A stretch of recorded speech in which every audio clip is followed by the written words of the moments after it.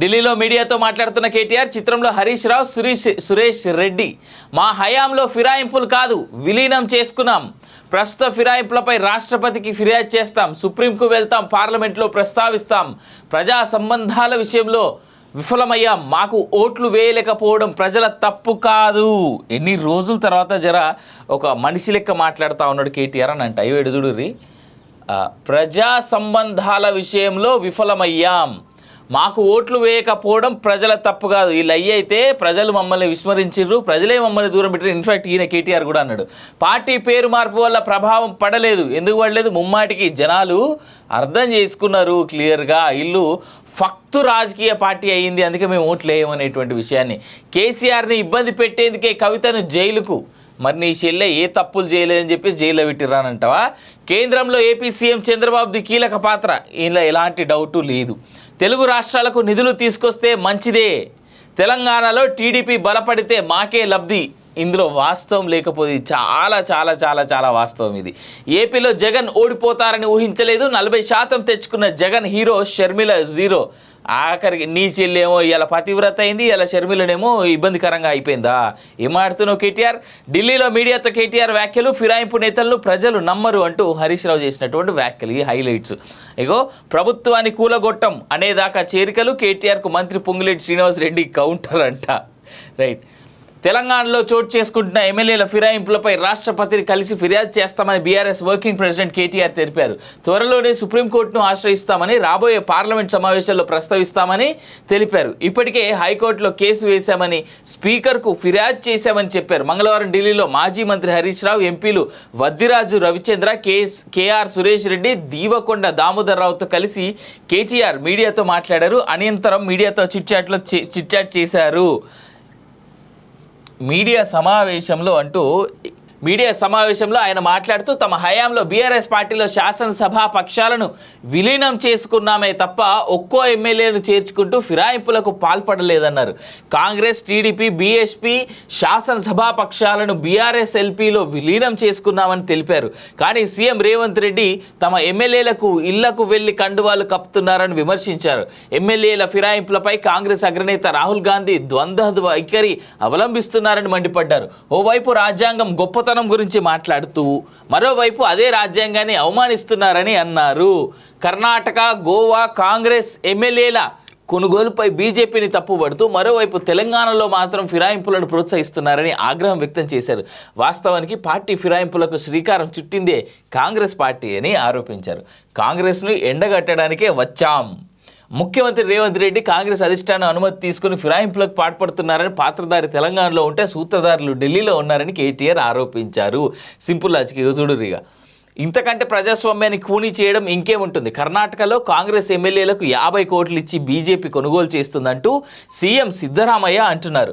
తెలంగాణలో మా ఎమ్మెల్యేలకు 50 కోట్లు ఇస్తున్నారో ఇంకా ఎక్కువ ఇస్తున్నారో తెలియదు. రాజ్యాంగ రక్షకుడిగా రాహుల్ గాంధీ ఆస్కార్ అవార్డు స్థాయిలో నటిస్తున్నారు. దానం నాగేందర్తో పాటు మిగిలిన 5 ఎమ్మెల్యేలపై స్పీకర్ అనర్హత వేటు వేస్తారని ఆశిస్తున్నామని కేటీఆర్ పేర్కొన్నాడు. కాంగ్రెస్ అధికార ప్రతినిధిగా మాట్లాడొద్దు. మీడియా సమావేశంలో ఆంధ్రజ్యోతి విలేకరుపై కేటీఆర్ రుసరుసలాడారు. ఫిరాయింపుల అంశంపై మాట్లాడుతుండగా బీఆర్ఎస్ హయాంలో కూడా ఫిరాయింపులు ప్రోత్సహించారు కదా, అప్పుడు రాజ్యాంగం గుర్తు రాలేదా అని ఆంధ్రజ్యోతి విలేకరు ప్రశ్నించగా, మీరు కాంగ్రెస్ అధికార ప్రతినిధిగా మాట్లాడుతున్నారంటూ కేటీఆర్ మండిపడ్డాడు.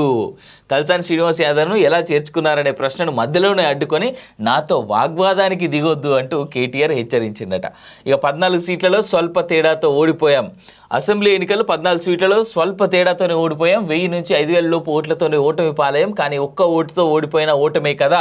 బీజేపీ అయోధ్యలో ఓడిపోయింది. ప్రశాంత్ కిషోర్ సొంతంగానే పార్టీని నడపలేకపోయారు. ఇక ఆయన పార్టీలను ఎలా గెలిపిస్తారు? తెలంగాణలో బీజేపీ ఎంపీలను ఓడించింది బీఆర్ఎస్ పార్టీయే కాదా? అయినా ఈ పార్లమెంట్ ఎన్నికల్లో ఎన్డీఏ, ఇండియా ఏదో ఒక కూటమిగా ప్రజలు ఓట్లు వేశారు. ఈ 2 కూటములతో లేని పార్టీలను ప్రజలు ఆదరించలేదు. ఇప్పుడు కింద పడ్డాం, మళ్ళీ లేవాలి అని అన్నారు. అయితే దయచేసి సోదరులందరికీ నేను ఒక విషయం చెప్తా. యాక్చువల్గా మీడియా చెప్తున్నటువంటి మాటలు కానీ, లేదు అంటే రాజకీయ నాయకులు ఈ దగుల్బాజీలు మాట్లాడుతున్నటువంటి మాటలు కానీ, ఒక్క మాట, బీజేపీ అయోధ్యలో ఓడిపోలేదా అనేటువంటి మాట మాట్లాడుతున్నాడు. అసలు అయోధ్య అనేటువంటిది ఒక అసెంబ్లీ సీట్. ఈ అయోధ్య ఉన్నది ఫైజాబాద్ అనేటువంటి పార్లమెంటు సీట్లో. ఫైజాబాద్లో చాలా వరకు ముస్లిం కమ్యూనిటీ ఎక్కువ. దాంతోపాటు ఆ సమాజ్వాదీ పార్టీ బిల్డ్ చేసినటువంటి స్టోరీస్ ఆధారంగా అక్కడ ఫైజాబాద్లో బీజేపీ ఓడిపోయింది తప్ప అయోధ్యలో కాదు అనేటువంటిది దయచేసి గమనించాలి. మొన్నటి నుంచి నేను చూస్తూ ఉన్న పార్లమెంట్ ఎలక్షన్స్ అయిపోయినప్పటి నుంచి అయోధ్యలో ఓడిపోయింది బీజేపీ, అయోధ్యలో బీజేపీ ఓడిపోయింది, అయోధ్యలో ఓడిపోయింది అంటే అది అయోధ్య అనేటువంటిది అసెంబ్లీ సీటు. ఎస్, ఒప్పుకుంటా, రానటువంటి 2 సంవత్సరాలు ఒకవేళ అయోధ్య అసెంబ్లీ సీట్లో బీజేపీ ఓడిపోతే ఖచ్చితంగా అయోధ్యలో ఓడిపోయింది అనేటువంటి మాటని. కానీ అయోధ్య ప్రజలు బీజేపీకి ఓటేశారు. అయోధ్య చుట్టుపక్కల ఉన్నటువంటి అసెంబ్లీ స్థానాలన్నింటిలో కూడా బీజేపీకి కాకుండా ఎస్పీకి, సమాజ్వాదీ పార్టీకి ఎక్కువ ఓట్లు పడ్డాయి.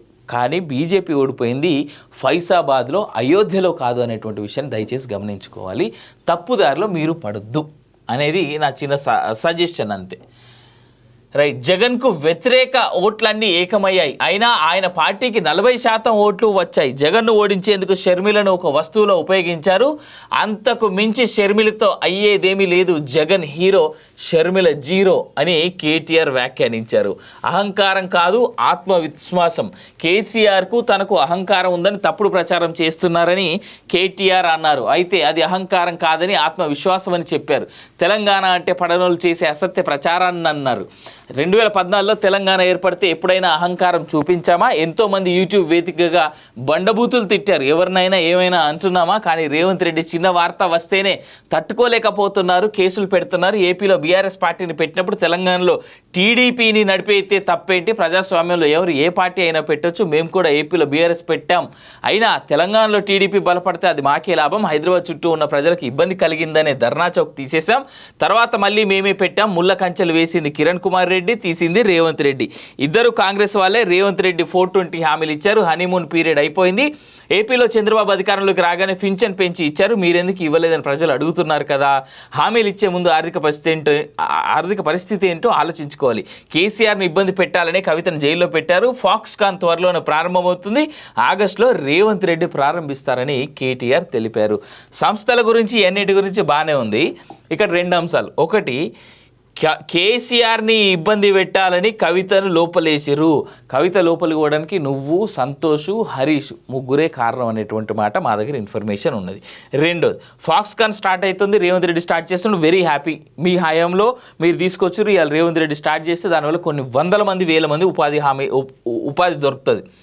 ఓకే, హామీలు చంద్రబాబు, ఈ విషయం మాత్రం నేను యాక్సెప్ట్ చేస్తా. ఏపీలో చంద్రబాబు అధికారంలోకి రాగానే పెంచండి కానీ మీరెందుకు పెంచలేదు? మీరు ఎందుకు అడుగుతలేరు? ఇప్పుడు ఆనాడు రైతు రుణమాఫీ కోసం హరీష్ రావు వచ్చేసి నేను రిజైన్ చేసేస్తున్నా అని చెప్పేసి ఓ దిక్కుమాలిన ఫార్మాట్లో ఆయనకు నచ్చినట్టుగా ఒక శాసనసభ నేతగా ఉన్నప్పటికీ కూడా ఒక శాసనసభ నేత దిక్కుమాలిన ఫార్మాట్లో ఒక లెటర్ రాసి నేను రిజైన్ చేస్తున్నా అన్నటువంటి మాట అన్నాడు. కానీ దానికంటే పైకి ఏమైనా పోయిందా? కాలే.